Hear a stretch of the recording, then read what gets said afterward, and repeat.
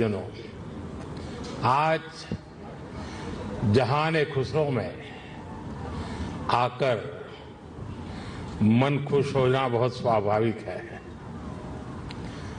हजरत अमीर खुसरो जिस बसंत के दीवाने थे, वो बसंत आज यहां दिल्ली में मौसम है ही नहीं, बल्कि जहान खुसरो के इस आबो हवा में भी धुला हुआ है।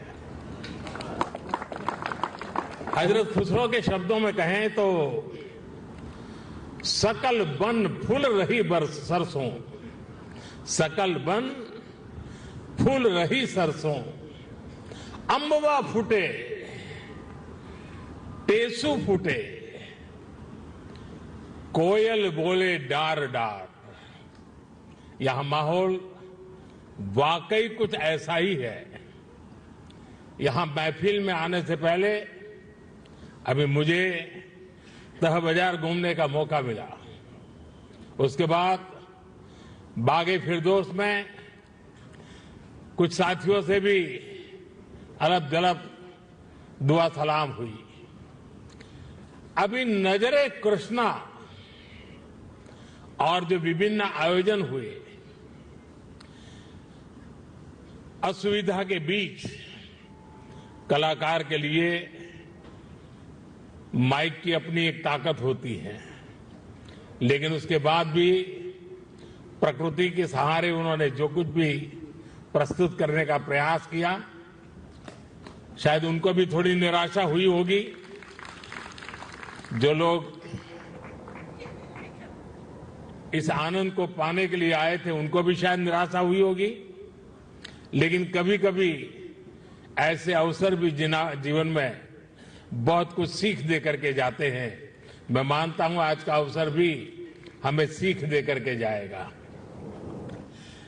साथियों, ऐसे मौके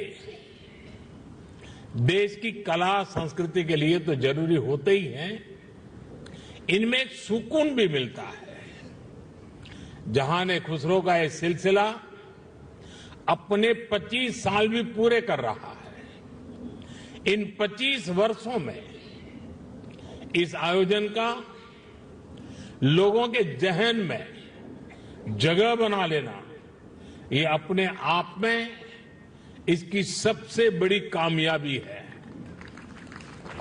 मैं डॉक्टर कर्ण सिंह जी, मित्र मुजफ्फर अली जी, बहन मीरा अली जी और अन्य सहयोगियों को इसके लिए बहुत बहुत बधाई देता हूं। जहान खुसरो का ये गुलदस्ता इसी तरह खिलता रहे, मैं इसके लिए रूमी फाउंडेशन को और आप सभी को बहुत बहुत शुभकामनाएं देता हूं। रमजान का मुबारक महीना भी शुरू होने वाला है। मैं आप सभी को और सभी देशवासियों को रमजान की भी मुबारकबाद देता हूं। आज मैं सुंदर नर्सरी आया हूं तो हिज हाइनेस प्रिंस करीम आगा खान को भी याद आना मुझे बहुत स्वाभाविक है। सुंदर नर्सरी को सजाने संवारने में उनका जो योगदान है, वो लाखों कला प्रेमियों के लिए वरदान बन गया है। साथियों, गुजरात में सूफी परंपरा का बड़ा सेंटर सरखेज रोजा रहा है। वक्त के थपेड़ों में एक समय उसकी हालत काफी खराब हो गई थी। जब मैं मुख्यमंत्री था तब उसके रिस्टोरेशन पर काफी काम करवाया गया था। और बहुत कम लोगों को मालूम होगा, एक जमाना था जहां सरखेज रोजा में बड़ी धूमधाम के साथ कृष्णोत्सव मनाया जाता था और बहुत बड़ी मात्रा में मनाया जाता था। और आज भी यहां कृष्ण भक्ति के रंग में हम सब रंग गए थे। मैं सरखेज रोजा में होने वाले सालाना सूफी संगीत कार्यक्रम में शिरकत भी अवसरन किया करता था। सूफी संगीत एक ऐसी साझी विरासत है जिसको हम सब मिलजुल कर जीते आए हैं। हम सब ऐसे ही बड़े हुए हैं। अभी यहां नजरे कृष्णा की जो प्रस्तुति हुई उसमें भी हमारी साझी विरासत की झलक दिखाई देती है। साथियों, जहान-ए-खुसरो के इस आयोजन में एक अलग खुशबू है। ये खुशबू हिंदुस्तान की मिट्टी की है। वो हिंदुस्तान जिसकी तुलना हजरत अमीर खुसरो ने जन्नत से की थी। हमारा हिंदुस्तान जन्नत का वो बगीचा है जहां तहजीब का हर रंग फला फूला है। यहां की मिट्टी के मिजाज में ही कुछ खास है। शायद इसलिए जब सूफी परंपरा हिंदुस्तान आई तो उसे भी लगा जैसे वो अपनी ही जमीन से जुड़ गई हो। यहां बाबा फरीद की रूहानी बातों ने दिलों को सुकून दिया। हजरत निजामुद्दीन की महफिलों ने मोहब्बत के दिए जलाए। हजरत अमीर खुसरो की बोलियों ने नए मोती पिरोए और जो नतीजा निकला वो हजरत खुसरो के इन मशहूर पंक्तियों में व्यक्त हुआ। बन के पंछी भय बावरे, बन के पंछी भय बावरे, ऐसी बिन बजाई सांवरे, तार तार की तान निराली, जुम रही सब वन की डारी। भारत में सूफी परंपरा ने अपनी एक अलग पहचान बनाई। सूफी संतों ने खुद को महज मस्जिदों या खानकाहों तक सीमित नहीं रखा। उन्होंने पवित्र कुरान के हर्फ पढ़े तो वेदों के स्वर भी सुने। उन्होंने अजान की सदा में भक्ति के गीतों की मिठास को जोड़ी और इसलिए उपनिषद, जिसे संस्कृत में एकम सत विप्राहा बहुधा वदंती कहते थे, हजरत निजामुद्दीन औलिया ने वही बात हर कौम रास्त राहे दिने व किबला गाहे जैसे सूफी गीत गाकर कही। अलग अलग भाषा, शैली और शब्द, लेकिन संदेश वही। मुझे खुशी है कि आज जहान-ए-खुसरो उसी परंपरा की एक आधुनिक पहचान बन गया है। साथियों, किसी भी देश की सभ्यता उसकी तहजीब को स्वर उसके गीत संगीत से मिलती है। उसकी अभिव्यक्ति कला से होती है। हजरत खुसरो कहते थे, भारत के संगीत में एक सम्मोहन है, एक ऐसा सम्मोहन कि जंगल में हिरण अपने जीवन का डर भूलकर स्थिर हो जाते थे। भारतीय संगीत के इस समंदर में सूफी संगीत एक अलग रौ के तौर पर आकर मिला था और इस समंदर की खूबसूरत लहर बन गया। जब सूफी संगीत और शास्त्रीय संगीत की वो प्राचीन धाराएं एक दूसरे से जुड़ी तो हमें प्रेम और भक्ति की नई कल कल सुनने को मिली। यही हमें हजरत खुसरो की कवाली में मिली। यही हमें बाबा फरीद के दोहे मिले, बुल्ले शाह के स्वर मिले, मीर के गीत मिले।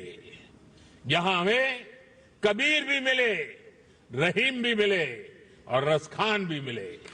इन संतों और औलियों ने भक्ति को एक नया आयाम दिया। आप चाहे सूरदास को पढ़ें या रहीम और रसखान को, या फिर आप आंख बंद करके हजरत खुसरो को सुने। जब आप गहराई में उतरते हैं तो उसी एक जगह पहुंचते हैं। ये जगह है आध्यात्मिक प्रेम की वो ऊंचाई जहां इंसानी बंदी से टूट जाती है और इंसान और ईश्वर का मिलन महसूस होता है। आप देखिए, हमारे रसखान मुस्लिम थे, लेकिन वो हरिभक्त थे। रसखान भी कहते हैं, प्रेम हरि को रूप है, त्यों हरि प्रेम स्वरूप। एक होई दुवैयो लसई, ज्यों सूरज और धूप। यानी प्रेम और हरि दोनों वैसे ही एक ही रूप है जैसे सूरज और धूप। और यही एहसास तो हजरत खुसरो को भी हुआ था। उन्होंने लिखा था, खुसरो दरिया प्रेम का सो उल्टी वाकी धार, जो उतरा सो डूब गया, जो डूबा सो पार। यानी प्रेम में डूबने से ही भेद की बाधाएं पार होती है। यहां अभी जो भव्य प्रस्तुति हुई उसमें भी हमने यही महसूस किया है। साथियों, सूफी परंपरा ने न केवल इंसान की रूहानी दूरियों को खत्म किया, बल्कि दुनियावी दूरियों को भी कम किया है। मुझे याद है साल 2015 में जब मैं अफगानिस्तान की पार्लियामेंट गया था, तो वहां मैंने बड़े भाव भरे शब्दों में रूमी को याद किया था। 8 शताब्दी पहले रूमी वहां के ही बल्ख प्रांत में पैदा हुए थे। मैं रूमी के लिखे का हिंदी एक तर्जुमा जरूर यहां दोहराना चाहूंगा, क्योंकि ये शब्द आज भी उतने ही प्रासंगिक है। रूमी ने कहा था, शब्दों को ऊंचाई दे, आवाज को नहीं। शब्दों को ऊंचाई दे, आवाज को नहीं, क्योंकि फूल बारिश में पैदा होते हैं, तूफान में नहीं। उनकी एक और बात मुझे याद आती है। मैं थोड़ा देशज शब्दों में कहूं तो उसका अर्थ है, मैं ना पूरब का हूं ना पश्चिम का, ना मैं समंदर से निकला हूं और ना मैं जमीन से आया हूं। मेरी जगह कोई है ही नहीं। मैं किसी जगह का नहीं हूं, यानी मैं सब जगह हूं। ये विचार, ये दर्शन वसुधैव कुटुंबकम की हमारी भावना से अलग नहीं है। जब मैं दुनिया के विभिन्न देशों में भारत का प्रतिनिधित्व करता हूं, तो इन विचारों से मुझे ताकत मिलती है। मुझे याद है जब मैं ईरान गया था, तो ज्वाइंट प्रेस कॉन्फ्रेंस के समय मैंने वहां मिर्जा गालिब का एक शेर पढ़ा था, जनुनत गर्बे नफ्से खुद तमाम अस्त, जे काशी पाबे काशान निमगाम अस्त। यानी जब हम जागते हैं तो हमें काशी और काशान की दूरी केवल आधा कदम ही दिखती है।